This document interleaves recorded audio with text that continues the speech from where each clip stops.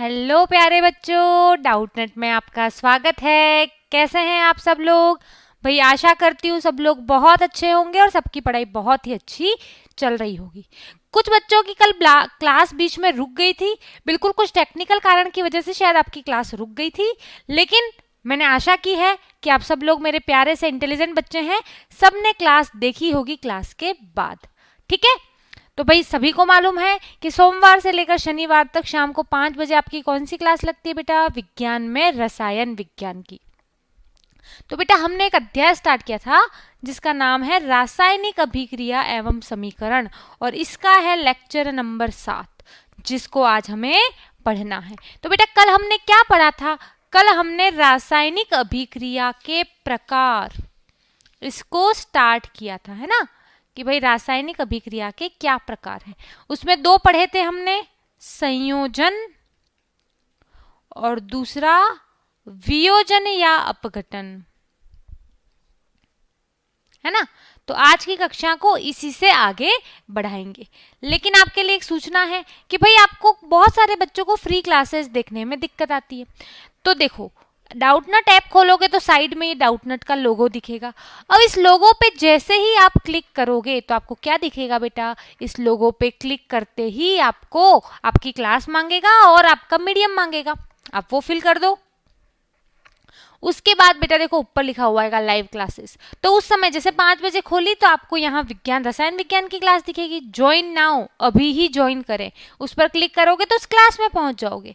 लेकिन अगर आपको इससे पहले की क्लासेस देखनी है तो क्या करना है बेटा? देखो 2021-22 का जो हिंदी मीडियम है, ध्यान रखना आपका बैच नया वाला बैच है, 2021-22 का जो हिंदी मीडियम है उस पर क्लिक करके उसको ज्वाइन करना है। ठीक है, चलो जैसे ही वो करोगे, आपने 2021-22 आपको इस पे करना है 2021-22 से, तो उस पे जैसे ही क्लिक करोगे तो लिस्ट आ जाएगी कि भाई कौन कौन सी क्लासें हुई है। तो भाई आपको मान लो 8 तारीख की क्लास निकालनी है तो 8 तारीख की क्लास पे क्लिक करो, निकालो और पढ़ लो। ठीक है, तो इस प्रकार डाउटनट की क्लासें देखनी है। तो भाई अभी आपके स्क्रीन पर एक पोल आएगा कि क्या आपको समझ में आया कि कैसे मिलेंगी डाउटनट ऐप पर क्लासेस? भाई मुझे जवाब दे दीजिए।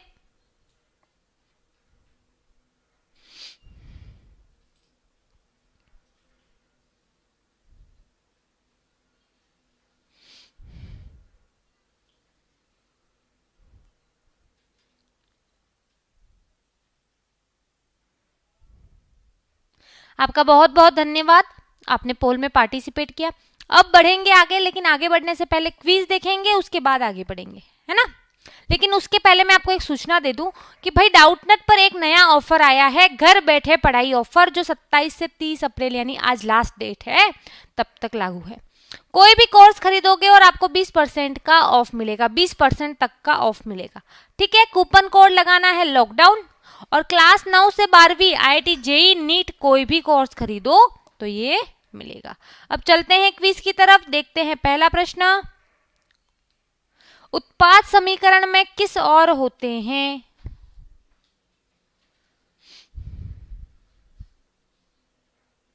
उत्पाद समीकरण में किस और होते हैं?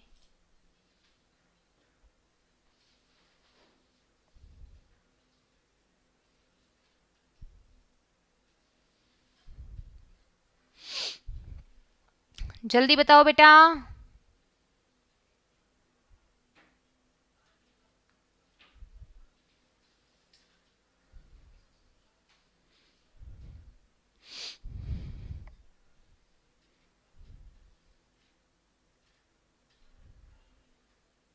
अगला प्रश्न, सोडियम सल्फेट का रासायनिक सूत्र क्या होगा?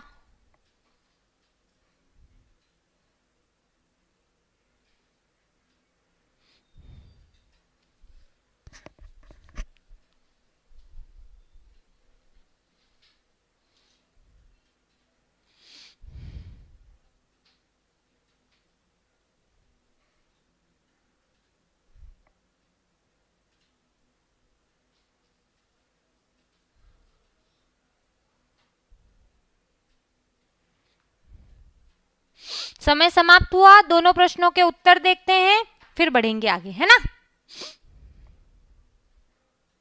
चलो बढ़ते हैं आगे। एक बार दोनों प्रश्नों के उत्तर देख लें। उत्पाद समीकरण में किस ओर होते हैं बेटा? तो भाई हमने बोला कि ये तीर, ये बायां और ये दायां, तो दाईं तरफ होते हैं आपके उत्पाद, है ना। चलो, सोडियम सल्फेट का रासायनिक सूत्र sodium Na, sulphate SO4। Sodium की संयोजकता 1, SO4 की 2, संयोजकता का क्रॉस में गुणा करो तो ये 2 किसको मिल गया? सोडियम को, तो Na2। ये SO4 किसको क्या मिला? 1, 1 लिखने की जरूरत नहीं है, तो Na2SO4 होगा। आई होप आपको क्लियर होगा।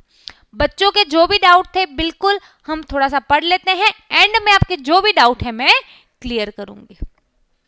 चलो भाई, होमवर्क दिया था, सभी बच्चों ने किया है। अभिक्रिया के प्रकार मैं बता दूं भाई, एक लेके आई हूं रैंडमली किसी का, 2H2 + O2 2H2O।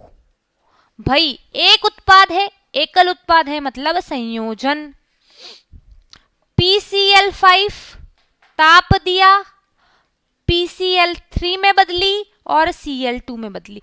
अभिकारक एक है, जहां अभिकारक एक हो वियोजन या अपघटन, है ना। PCl3 + Cl2 PCl5, है ना। एक बच्चे को डाउट था इस PCl वाले में, बताऊंगी, टेंशन नहीं लेनी है। देखो, उत्पाद एक है तो संयोजन, CaOH का होल ट्वाइस, उष्मा दी, तो ये हो गया CaO + H2O। अभिकारक एक है, एक अभिकारक है तो बोलेंगे वियोजन। और चौथी है भाई 2AgBr, इसको मैंने सूर्य का प्रकाश दिया तो ये बदल गई 2Ag + Br2। अभिकारक एक है तो ये भी क्या है? वियोजन। यार मुझे बहुत प्राउड फील होता है जब मैं इतने अच्छे प्यारे इंटेलिजेंट बच्चों को पढ़ाती हूँ। भाई सभी बच्चों ने होमवर्क किया है, ये तो अच्छी बात है। साथ ही साथ सबसे अच्छी बात ये है कि सभी बच्चों के होमवर्क राइट भी हैं। तो वेरी गुड बेटा, आप ऐसे ही मन लगाकर पढ़ते रहो, आपके बोर्ड परीक्षा में बहुत अच्छे प्रतिशत बनेंगे। अब बढ़ते हैं आगे। चलो, ये चित्र दिख रहा है, किसका चित्र है? कोई बता सकता है किसका चित्र है? तो बेटा पहले तो ये बताओ कि ये चित्र ब्लैक एंड व्हाइट है या रंगीन है? जल्दी से कमेंट बॉक्स में लिख के बताओ, ये चित्र ब्लैक एंड व्हाइट है या रंगीन है? तो मैम ये ब्लैक एंड व्हाइट है। क्या है? Black and white. भाई याद करो, बहुत पुराना समय जब क्या होते थे, ब्लैक एंड व्हाइट पिक्चर होते थे, रंगीन फोटो नहीं होते थे। आजकल तो हम रंगीन फोटो लेते हैं, एकदम सेल्फी खींचते हैं, ये वो, है ना। अब पहले क्या होते थे? Black and white. Black and white को हिंदी में बोलते हैं श्वेत एवं श्याम, श्वेत श्याम, ठीक है। अब बेटा ब्लैक एंड व्हाइट फोटो लेते थे ना, तो श्वेत श्याम फोटोग्राफी। अब बेटा ये जो श्वेत श्याम फोटोग्राफी है ना, उसमें उपयोग करते हैं सिल्वर ब्रोमाइड यानी AgBr या फिर सिल्वर क्लोराइड, है ना। तो परीक्षा में प्रश्न आता है, श्वेत श्याम फोटोग्राफी में किसका उपयोग किया जाता है? सिल्वर ब्रोमाइड है तो सिल्वर ब्रोमाइड लिखोगे, सिल्वर क्लोराइड है तो सिल्वर क्लोराइड लिखोगे। सामान्यतः सिल्वर ब्रोमाइड ही आता है, लेकिन कहीं कहीं सिल्वर क्लोराइड भी पूछा जाता है। तो श्वेत श्याम फोटोग्राफी मतलब ब्लैक एंड व्हाइट फोटो बनाने में AgBr का उपयोग करते हैं, क्योंकि ये सूर्य के प्रकाश में, सूर्य के प्रकाश की उपस्थिति में Ag और Br2 में क्या हो जाता है भाई? टूट जाता है। क्लियर हो गई बात? तो अगर आपसे पूछे कि फोटोग्राफी में, श्वेत श्याम फोटोग्राफी में किसका उपयोग किया जाता है, तो AgBr या AgCl? AgBr को बोलते हैं सिल्वर ब्रोमाइड, ठीक है। और AgCl को बोलते हैं सिल्वर क्लोराइड। क्लियर? ये बात क्लियर? इसको इंपॉर्टेंट करना बेटा, बोर्ड परीक्षा में ऑब्जेक्टिव क्वेश्चन आते हैं ना आपके, उसमें पूछा जाता है, ठीक है। चलो आगे बढ़ते हैं। अब बेटा कल हमने बात की थी अपघटन अभिक्रिया की, अपघटन या वियोजन, जिसमें एक अभिकारक क्या हो रहा है? टूट रहा है। क्या हो रहा है बेटा? टूट रहा है। अब हमने ये भी देखा था कि या तो वियोजन कराने के लिए, वियोजन या अपघटन एक ही बात है ना, वियोजन कराने के लिए हमें या तो ताप की आवश्यकता होती है। अगर मैंने किसी चीज को ताप दिया तब वो टूटे तो हम बोलेंगे तापीय वियोजन। क्या बोलेंगे? तापीय वियोजन, है ना। मैंने किसी चीज को दी ऊष्मा और ऊष्मा देने पर टूट जाए तो क्या बोलेंगे बेटा? ऊष्मीय वियोजन, है ना। और प्रकाश देने पर टूट जाए, जैसे सिल्वर ब्रोमाइड, जैसे उस पर प्रकाश डाला वो टूट गया, तो वो है प्रकाशीय वियोजन। ऐसे ही कभी कभी हम विद्युत धारा प्रवाहित करवाते हैं और तब होता है टूटना, तब बोलते हैं विद्युतीय अपघटन। तो भाई जल का विद्युत अपघटन वेरी इंपॉर्टेंट, परीक्षा की दृष्टि से हम देखने वाले हैं जल का विद्युत अपघटन क्या होता है। तो भाई अपघटन का मतलब टूटना क्या है? जल, जल मतलब H2O। अब ये जब जल टूटेगा तो भाई क्या बनेगा? हाइड्रोजन और ऑक्सीजन बनेंगे। जल किससे मिलकर बना है? हाइड्रोजन और ऑक्सीजन से। तो बनेगा भी क्या? हाइड्रोजन और ऑक्सीजन, तो H2 + O2। ठीक है, संतुलित करो, तो ये हो गई आपकी अभिक्रिया। अब बेटा ये कैसे टूटता है, क्या होता है, इसका एक प्रयोग दे रखा है हमारी किताब में जो हमें पढ़ना है। तो हमने क्या किया? एक मग लिया। क्या लिया बेटा? मग लिया। उस मग में बेटा हमें किसका अपघटन करना है? जल का। तो जल तो भरना ही पड़ेगा, जल को तोड़ना है तो जल तो भरना ही पड़ेगा। तो इसमें मैंने क्या किया बेटा? इसमें मैंने जल लिया। अब बेटा इसके अंदर मैंने झाड़ू नहीं, धातु, दो झाड़ू नहीं है, धातु है, दो धातु की छड़ें लगाई। मतलब मान लो मैंने लोहे का ऐसा लंबा डंडा ले लिया, तो वो क्या है? लोहे की छड़ है। तो बेटा मैंने यहाँ पर धातु की छड़ लगाई, एक छड़ ये रही और एक छड़ ये रही। ठीक है, इन छड़ों को इलेक्ट्रोड बोलते हैं। क्या बोलते हैं? इलेक्ट्रोड बोलते हैं। तो यहाँ पे मैंने क्या ली है बेटा? इलेक्ट्रोड ली है ना। अब बेटा जल का विद्युत अपघटन कराना है।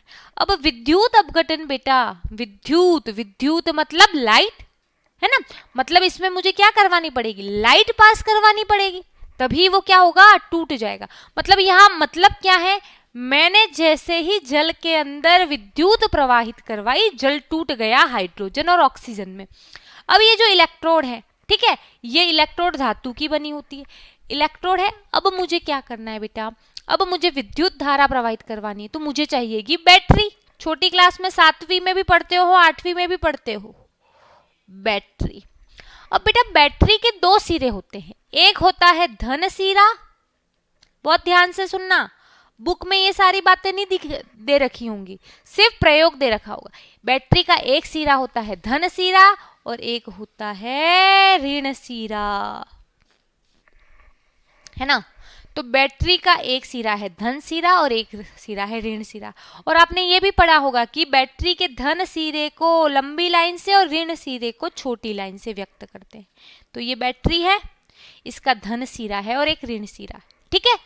अब बताओ, अब बेटा अब बैटरी के धन सिरे को हम जोड़ते हैं एक इलेक्ट्रोड से।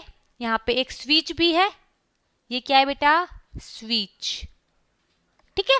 बैटरी के धन सिरे को एक इलेक्ट्रोड से जोड़ा और बैटरी का ये जो ऋण सिरा है ना, इसको भी एक इलेक्ट्रोड से जोड़ दिया। ऊपर मैंने यहाँ पर एक बल्ब लगा दिया, सिर्फ ये पहचानने के लिए कि विद्युत धारा प्रवाहित हो रही है या नहीं हो रही है, ठीक है। अब बेटा यहाँ पे बहुत जो इंपॉर्टेंट बात है, सारी बातें बहुत ध्यान से सुनना, परीक्षा में एक एक चीज पूछी जाती है, ठीक है। अब बेटा बैटरी का ये जो धन सिरा है, ये धन सिरा क्यों बोला मैंने पहले वाला सिरा धन सिरा? क्योंकि लाइन लंबी है। धन सिरे को जिस इलेक्ट्रोड से जोड़ते हैं उसे बोलते हैं एनोड, इसका नाम दे दिया है। जैसे मेरा नाम निष्ठा है, वैसे ही बैटरी का धन सिरा जिस इलेक्ट्रोड से जोड़ा उसका नाम दिया एनोड। तो एनोड क्या है? बैटरी के धन सिरे से जुड़ी हुई इलेक्ट्रोड है, इलेक्ट्रोड क्या होता है? धातु की छड़ होती है, ठीक है। और बैटरी का ये जो ऋण सिरा है, दूसरा वाला सिरा है छोटे डंडे वाला, उसको जिस इलेक्ट्रोड से जोड़ा उसका नाम है कैथोड। क्या है बेटा? कैथोड। अब बेटा मैंने स्विच ऑन किया, स्विच जैसे ही ऑन किया, भाई घरों में स्विच ऑन करते हो तो क्या होता है भाई? विद्युत धारा प्रवाहित होती है, लाइट प्रवाहित होती है ना, और पंखा चलने लगता है ना, यही होता है। विद्युत धारा प्रवाहित होती है और क्या होता है? पंखा चलने लगता है। तो भाई विद्युत धारा, धारा नाम है ना, बहुत ध्यान से सुनना, बहुत बच्चों को कंफ्यूजन होता है, ठीक है। धारा, धारा कैसा नाम है? लड़कियों जैसा नाम है कि लड़के जैसा नाम है? जल्दी से कमेंट बॉक्स में लिख के बताओ। तो धारा लड़कियों जैसा नाम है, और लड़कियां शर्मीली होती है ना। भाई आप रास्ते में जाते हो, कहीं भी आप देखते हो लड़के तो रास्ते में कहीं भी हो खड़े होके टॉयलेट करना स्टार्ट कर देते हैं। लड़कियां क्या खड़े होके टॉयलेट करती हैं रास्ते में? वो क्या बोलती है? मम्मी कहीं बाथरूम हो तो बता दो, यहाँ आसपास मुझे बहुत तेज टॉयलेट आ रही है। तो लड़कियां क्या होती हैं? शर्मीली होती हैं। उसी प्रकार बेटा विद्युत धारा जो है ना, वो भी होती है शर्मीली। विद्युत धारा को अंग्रेजी में बोलते हैं करंट। तो बेटा करंट भी शर्मीली है। तो लड़की शर्मीली है तो बंद बाथरूम में नहाएगी, बंद बाथरूम में टॉयलेट करेगी। इसी प्रकार हमारी विद्युत धारा भी शर्मीली है, और अगर विद्युत धारा शर्मीली है तो हमेशा बंद परिपथ में जाएगी। अब देखो मैंने स्विच ऑन किया तो ये पूरा जुड़ गया, अब ये पूरा रास्ता बंद है। अब जैसे ही पूरा रास्ता बंद है, स्विच होने पर विद्युत परिपथ बंद हो गया, क्योंकि जैसे स्विच ऑन हुआ ना, स्विच के दोनों सिरे यहां पर जुड़ गए, पूरा रास्ता बंद हो गया। ऐसा पूरा रास्ता बंद हो गया है। अब रास्ता बंद है, कमरा बंद है, धारा शर्मीली होती है, सिर्फ बंद परिपथ में, बंद रास्ते में प्रवाहित होती है। तो यहां पर क्या हुआ बेटा? विद्युत धारा प्रवाहित होने लगी। एक बात क्लियर? ठीक है। अब दूसरी बात ध्यान से सुनो। अब दूसरी बात क्या ध्यान से सुननी है भाई? धारा निकली कहां से? तो एक बात बताओ, धारा किससे निकल रही है? बैटरी की वजह से, बैटरी की वजह से। अब एक बात बताना बेटा, बैटरी के पास दो सिरे हैं, धन सिरा और ऋण सिरा, है ना। भाई धन सिरा है ना, जैसे आप ऐसे समझो, मुकेश अंबानी बहुत पैसे वाला है, तो भाई वो किसी को पैसे दे सकता है, कोई चीज दे सकता है, उसके पास से चीज बाहर निकल सकती है। भाई मुकेश अंबानी ने किसी को पैसे दिए, मतलब उससे पैसे बाहर निकले। तो धन सिरा धनी है, तो वो क्या कर सकता है? विद्युत धारा निकालता है। तो बैटरी के धन सिरे से विद्युत धारा निकली। देखो ये तीर बैटरी के सिरे से निकली है, इसलिए ऊपर की तरफ जा रहा है। इलेक्ट्रोड में गई, परिपथ में आई, है ना, इस इलेक्ट्रोड में गई और वापिस ऋण सिरे में आ गई। पूरा परिपथ पूरा हो गया विद्युत धारा का। ठीक है।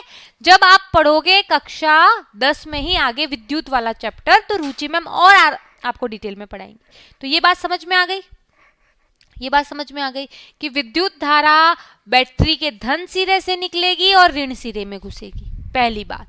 दूसरी बात, स्विच जैसे ही ऑन किया परिपथ बंद होगा, और विद्युत धारा शर्मीली है तो हमेशा बंद परिपथ में ही प्रवाहित होती। अब जैसे ही विद्युत धारा प्रवाहित की तो जल टूट गया हाइड्रोजन में और ऑक्सीजन में। अब बेटा वो जो टेबल आपको मैंने बताई थी संयोजकता वाली, तो आपने देखा होगा O2 माइनस, ऑक्सीजन हमेशा ऐसे होता है O2 माइनस, ऑक्सीजन पर -2 आवेश होता है जनरली। ठीक है। अब आप खुद बताओ, अगर ऑक्सीजन पर माइनस आवेश है तो वो किसकी तरफ आकर्षित होगा? माइनस की तरफ या प्लस की तरफ? जल्दी से कमेंट बॉक्स में लिख के बताओ, ऑक्सीजन किसकी तरफ आकर्षित होगा? ऑक्सीजन पर -2 आवेश होता है, ये बात आपको याद होनी चाहिए। मैम माइनस आवेश है तो वो प्लस आवेश की तरफ आकर्षित होगा। चलो बताओ, प्लस आवेश यानी प्लस वाला जो सिरा है बैटरी का, वो किससे जुड़ा हुआ है? एनोड से या कैथोड से? जल्दी से कमेंट बॉक्स में लिख के बताओ, किससे जुड़ा हुआ है? तो भाई एनोड वाला सिरा धन सिरे से जुड़ा हुआ है, और ऑक्सीजन पर -2 आवेश है, माइनस है तो वो किधर जाएगा भाई? एनोड की तरफ। तो हमें एनोड पर ऑक्सीजन गैस प्राप्त होती है, ऑक्सीजन गैस, और कैथोड पर भाई कौन सी बच गई? Hydrogen gas. तो हाइड्रोजन गैस प्राप्त होती है कैथोड पर। तो इस प्रकार जल का विद्युत अपघटन करते हैं और हमें हाइड्रोजन और ऑक्सीजन गैस प्राप्त होती है। ये बात क्लियर हो गई। हम इसका लाइन बाय लाइन लिखेंगे क्योंकि परीक्षा में तो लिखना है, समझ तो लिया है, लाइन बाय लाइन हम लिखेंगे भी सही। बात पूरी समझ में आ गई? इसका स्क्रीनशॉट लो, फिर बढ़ेंगे आगे। चलो, तो ये चित्र आपके दे रखा है किसमें? बुक में। देखो, बैटरी है, स्विच है, एनोड है ना, ये है कैथोड। एनोड कैथोड क्या होता है बताया मैंने अभी। एनोड मतलब बैटरी का धन सिरा जिससे लगा हुआ है, कैथोड मतलब बैटरी का ऋण सिरा जिससे लगा हुआ है। ग्रेफाइट रॉड, रॉड मतलब इलेक्ट्रोड है, ठीक है। परख नली उल्टी कर रखी है, ये परख नली मैंने उस इलेक्ट्रोड पे उल्टी कर रखी है। क्यों? क्योंकि भाई हमें गैस मिलेगी, वो गैस हमें चाहिए, तो परख नली उल्टी करूंगी तो गैस क्या हो जाएगी? परख नली में चली जाएगी और मैं उसको प्राप्त कर लूंगी। देखो, एनोड पे ऑक्सीजन प्राप्त हो रही है क्योंकि एनोड कौन सा सिरा है बेटा? धन सिरा है। ऑक्सीजन पर -2 आवेश होता है जनरली, तो माइनस किसकी तरफ आकर्षित होगा? प्लस की तरफ। और कैथोड पर मुझे हाइड्रोजन गैस मिल रही है। ये है आपके पूरा जल विद्युत अपघटन की कहानी। भाई किस किस की कहानी पूरी हुई जल्दी से बताओ कि हाँ मैम हमको समझ में आ गया जल का विद्युत अपघटन। भाई जिस जिसको समझ में आए कमेंट बॉक्स में थम्स अप लिखो ताकि मैं आगे बढ़ूं। बिल्कुल आपको समझ में आया है, तो हम अब इसकी क्रियाविधि लिखेंगे, ठीक है, कि क्या क्या क्या, ठीक है। तो चलो अब लिखते हैं क्रियाविधि। चलो, तो सबसे पहला पॉइंट, जल का विद्युत अपघटन करने के लिए एक मग में जल लेंगे। क्या लिखोगे बेटा? जल का विद्युत अपघटन करने के लिए, मेरे साथ साथ लिखते चलना है, नोट्स बनाते चलना है। जल का विद्युत अपघटन करने के लिए एक मग में जल लेंगे, ठीक है। दूसरी बात, भाई क्या करना है? विद्युत धारा प्रवाहित करनी है, तो विद्युत धारा प्रवाहित करने के लिए बैटरी और स्विच लेंगे। तो दूसरी बात, विद्युत धारा प्रवाहित करने के लिए, विद्युत धारा प्रवाहित करने के लिए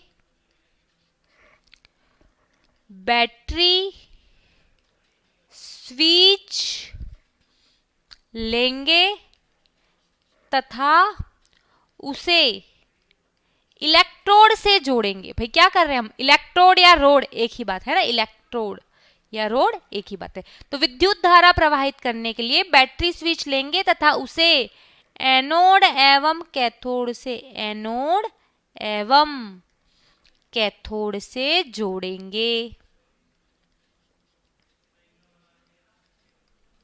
ठीक है। यही किया है हमने, हमने जो किया है वही लिख रहे हैं, है ना। अब तीसरा काम क्या करेंगे बेटा, है ना, इसको हम अगले पेज पे पढ़ेंगे, है ना, इसको हम अगले पेज पे पढ़ेंगे। तीसरा काम क्या करेंगे बेटा, हमें विद्युत धारा प्रवाहित करनी है, तो सबसे पहले क्या करना पड़ेगा? स्विच तो ऑन करना पड़ेगा। पंखा ऑन करना है, पंखा चालू करना है, तो स्विच तो ऑन करोगे, बिना स्विच ऑन किए पंखा चालू हो जाता है क्या? नहीं होता है।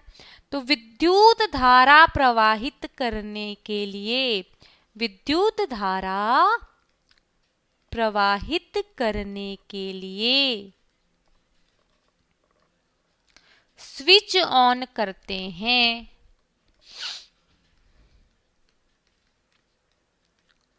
भाई जैसे ही स्विच ऑन किया तो क्या हो गया? परिपथ पूरा हो गया। परिपथ मतलब रास्ता, कौन सा रास्ता? जिसमें विद्युत धारा प्रवाहित होती है।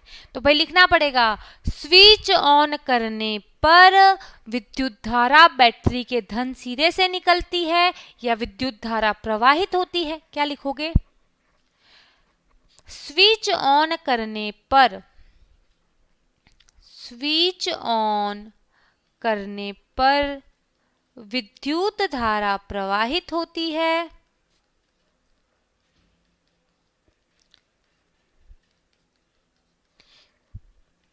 एवं जल ऑक्सीजन तथा, किसमें टूटा भाई? जल ऑक्सीजन तथा हाइड्रोजन गैस के रूप में टूट जाता है। ऑक्सीजन तथा हाइड्रोजन गैस के रूप में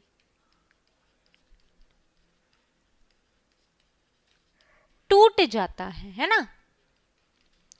अब बेटा यहां पर आपको रासायनिक समीकरण भी लिखनी है, तो क्या लिखोगे? टूट जाता है जिसकी रासायनिक समीकरण इस प्रकार है, जिसकी रासायनिक समीकरण इस प्रकार है। क्या है भाई? जल है, मैंने क्या प्रवाहित की? विद्युत। मैंने क्या बोला था? जो भी आपकी कंडीशन है उसको रखोगे तीर पर, और हमें मिलता है हाइड्रोजन गैस और ऑक्सीजन गैस। ठीक है, फिर क्या लिखोगे? Oxygen gas anode. ऑक्सीजन किस पे प्राप्त होती है बेटा? एनोड पर। ऑक्सीजन गैस एनोड तथा हाइड्रोजन गैस कैथोड पर प्राप्त होती है। बेटा मैं इसको लिख के भी ला सकती थी, नहीं लिख के लाई हूं, उसका सिर्फ और सिर्फ एक कारण है। क्या?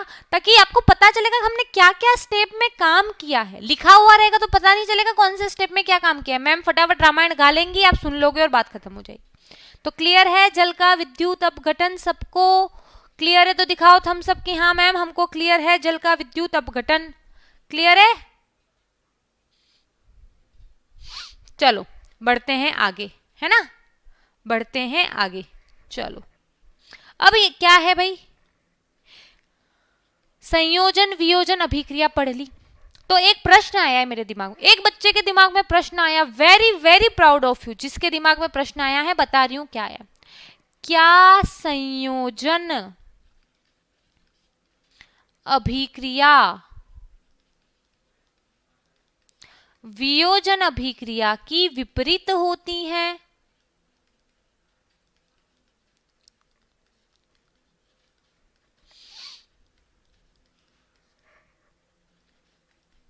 भाई आपको क्या लगता है बताओ?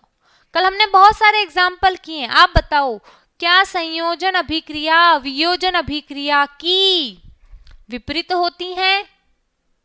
चलो देखते हैं।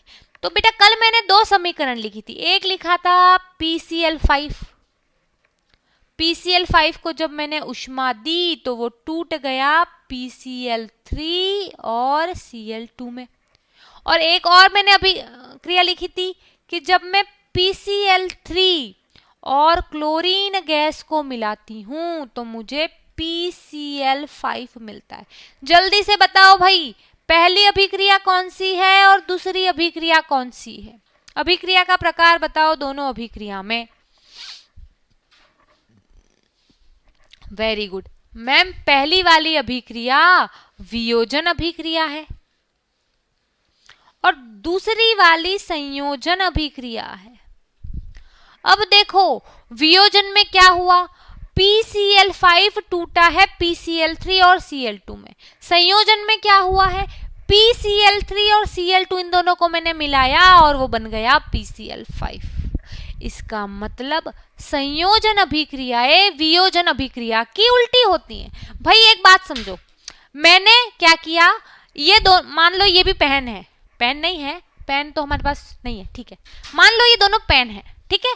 अब इन दोनों पेन को मिला के मैंने क्या किया भाई, दो पेन बनाए। अब इन्हीं दोनों पेनों को मैंने अलग कर दिया तो ये दो अलग अलग पेन हो गए, है ना। अब जैसे ही मैंने इन दोनों पेनों को मिलाया तो क्या हुआ बेटा, ये संयोजन अभिक्रिया है। अब इन दोनों पेनों को मैं अलग कर रही हूं तो ये क्या है, वियोजन अभिक्रिया है। इसका मतलब संयोजन अभिक्रियाएं वियोजन अभिक्रिया की विपरीत अभिक्रियाएं होती हैं। तो ये दोनों अभिक्रिया एक नहीं है। क्यों एक नहीं है? क्योंकि पहली वाली अभिक्रिया में अभिकारक कौन है? PCl5 है और उत्पाद कौन है? PCl3 और Cl2 है। अभिक्रिया दो में देखो अभिकारक PCl3 और Cl2 है और उत्पाद कौन है? PCl5 है। उसी प्रकार एक और उदाहरण लेते हैं, N2 प्लस 3H2, नाइट्रोजन और हाइड्रोजन को मिलाया तो अमोनिया बनी 2NH3। ठीक है। और बेटा जब हम अमोनिया को तोड़ते हैं, क्या करते हैं, अमोनिया को ऊष्मा देते हैं, ताप देते हैं, तोड़ते हैं, तो ये क्या हुआ भाई, N2 प्लस 3H2।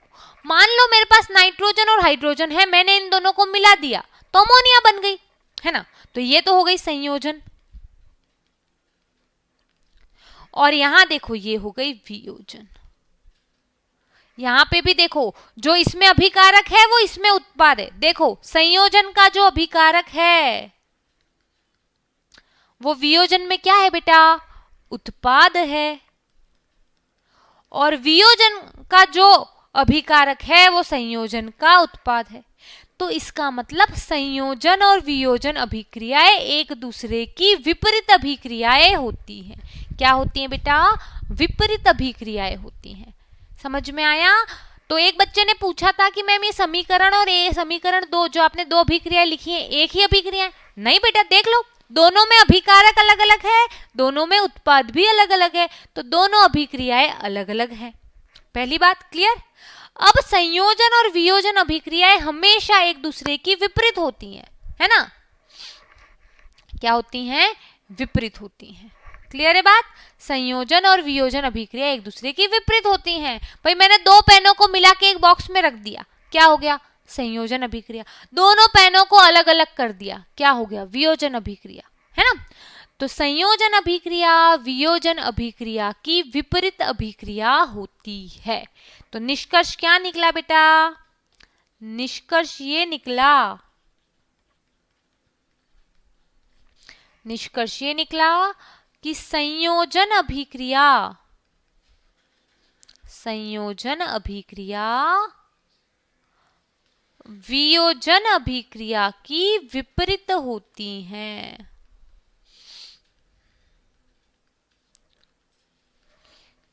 विपरीत होती है।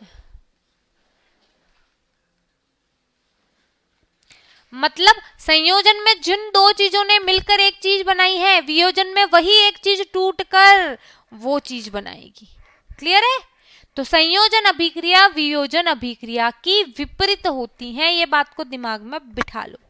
तो जिस जिसको ये बात क्लियर है एकदम, अभी तक जो पढ़ाया, थम्स अप दिखाओ मुझे कमेंट बॉक्स में कि हाँ मैम मुझे समझ में बिल्कुल आ गया है। ठीक है, फिर बढ़ेंगे आगे। चलो आगे बढ़ते हैं। अब दो और अभिक्रिया आज जो हमें पढ़नी है, ऊष्माक्षेपी अभिक्रिया। किसी बच्चे को पता है ऊष्माक्षेपी अभिक्रिया क्या होती है?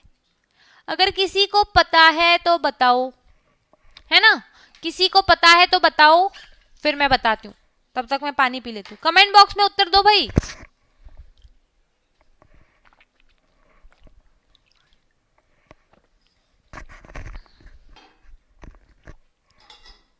चलो, तो ऐसी अभिक्रिया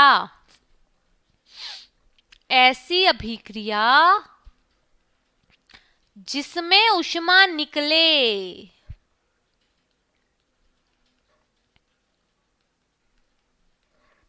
ऊष्माक्षेपी अभिक्रिया कहलाती है।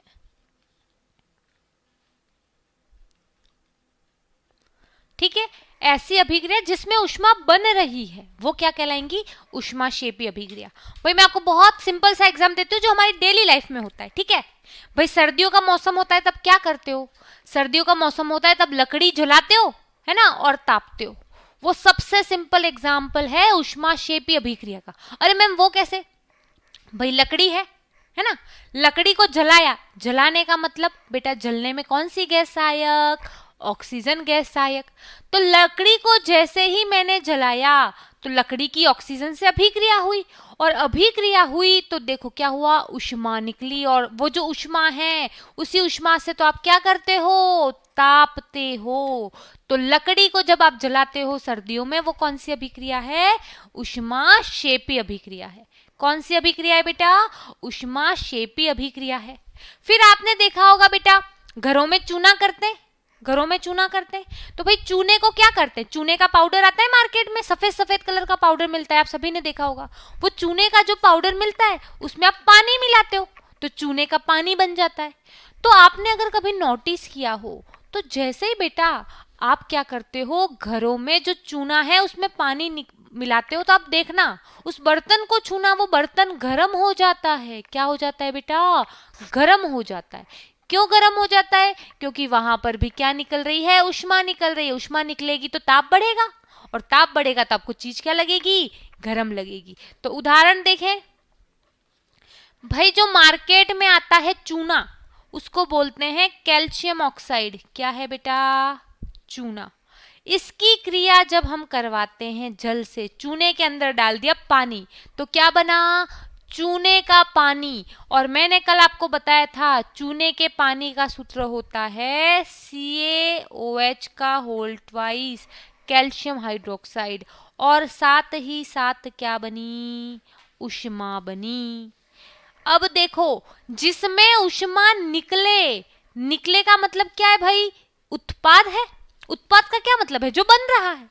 भाई नाइट्रोजन और हाइड्रोजन को मिला के मैंने अमोनिया बनाई। अमोनिया उत्पाद क्यों है, क्योंकि अमोनिया बन रहा है। अब यहां पर भी ऊष्मा निकल रही है, मतलब ऊष्मा कहाँ है, उत्पाद में। और हमने पढ़ा था जब भी किसी अभिक्रिया में दो या दो से अधिक उत्पाद होते हैं तो हम साथ में प्लस का चिन्ह लगाते हैं। तो देखो प्लस ऊष्मा जहां भी आए समझ जाना कि वो कौन सी अभिक्रिया है बेटा, ऊष्माक्षेपी अभिक्रिया है। अब एक और उदाहरण देखते हैं, है ना भाई। आपके घरों में, सबके घरों में गैस सिलेंडर है ना, सबके घरों में गैस सिलेंडर है। चलो अच्छी बात है। तो भाई आपने क्या किया, गैस सिलेंडर है ना, गैस चूल्हा है। अब गैस चूल्हे को जैसे ही, गैस चूल्हे पे एक नॉब है, बटन को ऑन किया, गैस निकल रही है। लाइटर से आपने जलाया, मतलब ऑक्सीजन गैस दी। अब भाई जो भी हमारी गैस है, LPG गैस, और ऑक्सीजन ने क्रिया की, और जैसे ही क्रिया की ऊष्मा बनी, ऊष्मा निकली। तभी तो आप देखते हो आपकी क्या होता है, जैसे ही गैस गर्म ऑन किया आपको क्या मिल जाती है, ऊष्मा मिल जाती है। बर्तन रखते हो, बर्तन गर्म हो जाता है और खाना बन जाता है। तो भाई हमारी जो भी LPG गैस का दहन है वो क्या है बेटा, वो भी आपकी ऊष्माक्षेपी अभिक्रिया है, क्योंकि ऊष्मा निकल रही। अब बात करते हैं प्राकृतिक गैस का दहन। दहन का क्या मतलब होता है मैम, तो दहन का मतलब होता है जलाना। क्या होता है बेटा, जलाना। और जलती चीज कब है बेटा, बताओ कोई चीज कब जलती है, जल्दी से कमेंट बॉक्स में लिख के बताओ बेटा। वेरी गुड, कोई भी चीज ऑक्सीजन की उपस्थिति में जलती है। मतलब अगर मुझे प्राकृतिक गैस का दहन करना है तो उसकी क्रिया ऑक्सीजन से करनी होगी। बेटा एक बात ध्यान रख लो, जहां पर भी दहन लिखा हुआ आए उस चीज की ऑक्सीजन से क्रिया करवा दो। अब बेटा प्राकृतिक गैस, इसका सूत्र होता है CH4, इसको मेथेन भी बोलते हैं। तो जब हम प्राकृतिक गैस का दहन करवाते हैं तो मेथेन CH4, इसका दहन करवाया यानी ऑक्सीजन के साथ क्रिया, तो कार्बन डाइऑक्साइड मिलती है, जल मिलता है और ऊष्मा मिलती है। तो ये भी क्या है, ऊष्मा। कौन सी अभिक्रिया है, क्षेपी अभिक्रिया है। कौन सी, ऊष्माक्षेपी। तो क्लियर है, क्लियर है सभी बच्चों को, कोई ऐसा तो नहीं है जिसको क्लियर नहीं हुआ। ऐसी अभिक्रिया जिसमें ऊष्मा निकल रही है। भाई निकल रही है का मतलब क्या है, वो उत्पाद के रूप में है। अब उत्पाद में आएगी तो हमने लिख दिया उत्पाद में ऊष्मा। तो यहां से हमारी आती है एक ट्रिक। क्या आती है बेटा, ट्रिक। जिस भी अभिक्रिया में उत्पाद में प्लस ऊष्मा मिले, देखो यहां पे भी उत्पाद में प्लस ऊष्मा मिल रहा है, यहां पर भी उत्पाद में प्लस ऊष्मा मिल रहा है। तो जिस अभिक्रिया में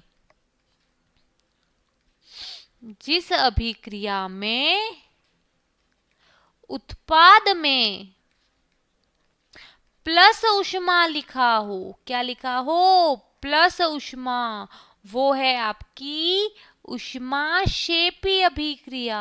कौन सी अभिक्रिया, ऊष्माक्षेपी अभिक्रिया। क्लियर है बेटा सभी को। चलो तो बेटा आज की कक्षा में पढ़ेंगे हम इतना ही, क्योंकि अब जो बच्चे थे उनके डाउट क्लियर करने हैं, मैं डाउट क्लियर करूंगी, फिर क्विज खेलेंगे, फिर देखते हैं आगे की बातें। चलो ठीक है, तो आप लोगों की डाउट देख लेती हूं मैं।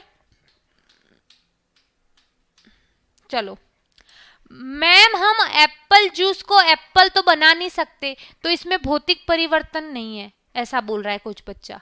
तो एक बात बताओ बेटा, मैंने ऐसा कभी बोला है क्या कि भाई भौतिक परिवर्तन में हम वापस पहले जैसी चीज बना सकते हैं?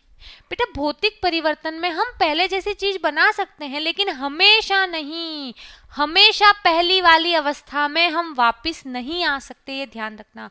भौतिक परिवर्तन में हम हमेशा पहली वाली अवस्था में नहीं आ सकते। भौतिक परिवर्तन में हम हमेशा पहले वाली अवस्था में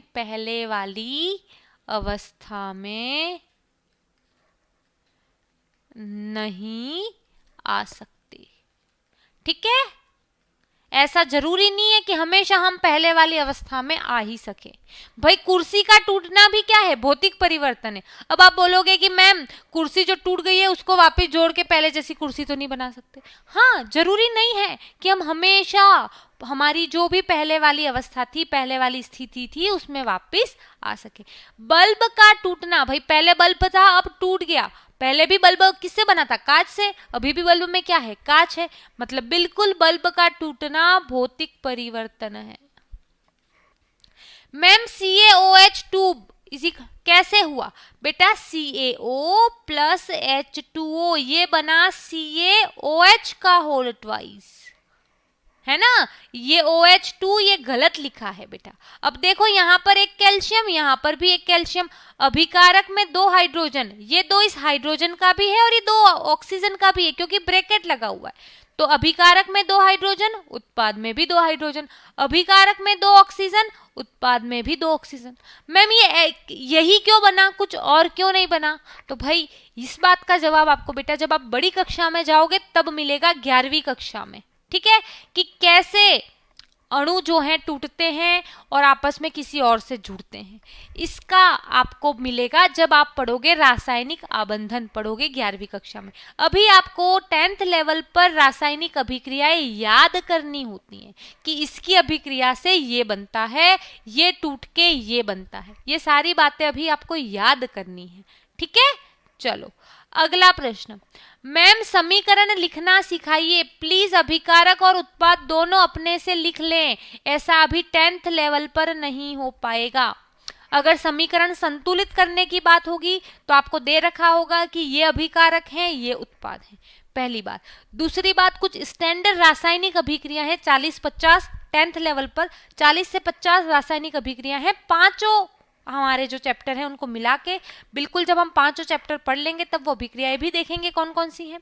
तो जैसे जैसे चैप्टर में जो जो अभिक्रिया मैं बता रही हूँ वो आपको याद होनी चाहिए कि भाई हाइड्रोजन और ऑक्सीजन मिलकर जल बनाते हैं, नाइट्रोजन और हाइड्रोजन मिलकर अमोनिया बनाते हैं, कैल्शियम ऑक्साइड, भाई ये वाला देखो, कैल्शियम ऑक्साइड और जल मिलके कैल्शियम हाइड्रोक्साइड चूने का पानी बनाते हैं, है ना? ये सारी बातें आपको पता होनी चाहिए। क्लियर है? याद होनी चाहिए, 10th लेवल पर याद रखनी है। मैम आपने बोला कि PCl5, PCl3 और PCl2 और फिर आपने ये भी बताया, तो क्या ये दोनों सेम ही हैं? नहीं, सेम नहीं है, एक संयोजन अभिक्रिया है, एक वियोजन अभिक्रिया है, दोनों में अभिकारक और उत्पाद अलग अलग है, मैंने बताया है। ठीक है, चलो अब वो एक बच्चा, बेटा आप लोग पढ़ते हो अच्छी बात है, लेकिन पढ़ो वही जो मैं पढ़ा रही हूँ वहां तक की ही बात किताब में पढ़ो, क्योंकि आप आगे वाली चीजें पढ़ोगे आपको समझ में आएंगी नहीं। मैं अभी आपको बताऊंगी, कुछ समझ में नहीं आएगा, इस चीज को हम कल पढ़ेंगे, विस्थापन अभिक्रिया जब हम पढ़ेंगे ना, क्या विस्थापन अभिक्रिया कल हम पढ़ने वाले हैं, विस्थापन अभिक्रिया, तब हम इस बात को पढ़ेंगे कि ये क्या लिखा हुआ है। ठीक है, चलो मैम ये अभिक्रिया संतुलित है, एक अभिक्रिया देखो क्या है, FeCl3 प्लस 3NH4OH, तो बना FeOH का होल थ्राइस प्लस NH4Cl। अब बेटा आप लोग बताओ क्या ये अभिक्रिया संतुलित है? सभी बच्चे कमेंट बॉक्स में जवाब देंगे मुझे। बेटा ये अभिक्रिया असंतुलित है, ये अभिक्रिया असंतुलित है। क्यों असंतुलित है? देख लो भाई, अभिकारक में कितने नाइट्रोजन, 3 नाइट्रोजन, उत्पाद में कितना नाइट्रोजन, 1 नाइट्रोजन, बाकी देखने की जरूरत ही नहीं है, इसलिए ये अभिक्रिया क्या है बेटा, असंतुलित है। ठीक है, चलो एक बच्चे ने बोला था Fe plus H2O, Fe3O4 plus H2, इसको संतुलित करो मैम। इसको संतुलित मैं करवा चुकी हूं वैसे आप लोगों को बेटा, संतुलित करवा चुकी हूं। देखो उत्पाद में कितने Fe हैं, Fe के साथ 3 लिखा हुआ है, तो उत्पाद में कितने Fe हैं, 3, तो अभिकारक में भी कितने लगा दो, 3 लगा दो। अब अभिकारक में 2 हाइड्रोजन हैं, उत्पाद में भी 2 हाइड्रोजन है, मतलब Fe की और हाइड्रोजन की कहानी खत्म हो गई। अब लिखनी है कहानी ऑक्सीजन की, चलो लिखते हैं। अब देखो अभिकारक में 1 ऑक्सीजन है, उत्पाद में ऑक्सीजन के साथ 4 लिखा हुआ है, मतलब उत्पाद में 4 ऑक्सीजन है, तो मुझे अभिकारक में भी 4 ऑक्सीजन करने होंगे, तो मैंने यहां पे लगा दिया 4। अब जैसे ही मैंने यहाँ 4 लगाया तो क्या हुआ बेटा, जैसे ही मैंने यहाँ 4 लगाया तो ये 4 हाइड्रोजन को भी मिला, तो 4 इंटू 2 8 हाइड्रोजन हो गए, तो उत्पाद में भी 8 करने, तो मैंने यहाँ पे 4 लगा दिया, उत्पाद में भी 8 हाइड्रोजन हो गए। तो इस प्रकार इस अभिक्रिया को करना था। ठीक है, चलो मैम क्या ये संतुलित है बेटा, ये चीज ही गलत है। अभिक्रिया में क्या बोला था कि रासायनिक अभिक्रिया का क्या मतलब है, जब कुछ नया बने, यहाँ पर भी तो हाइड्रोजन है, यहाँ पर भी हाइड्रोजन है, कुछ नया बन ही नहीं रहा है, तो क्या ये रासायनिक अभिक्रिया है, नहीं है, तो रासायनिक अभिक्रिया ही नहीं है, तो संतुलित करने की कहाँ जरूरत है। ठीक है, चलो अब बेटा जाने से पहले हमारी एक क्विज है, उसे देखेंगे फिर क्लास को विराम देंगे। ठीक है, तो भाई क्विज का पहला प्रश्न, चलो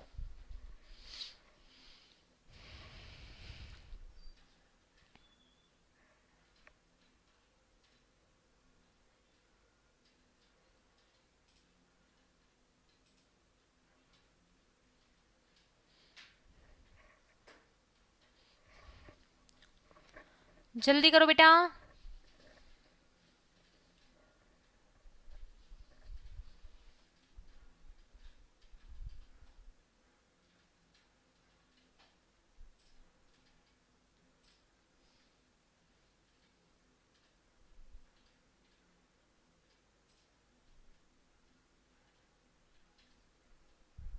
अगला प्रश्न, हाइड्रोजन की ऑक्सीजन से क्रिया करने पे जल बनता है, इसमें उत्पाद क्या है।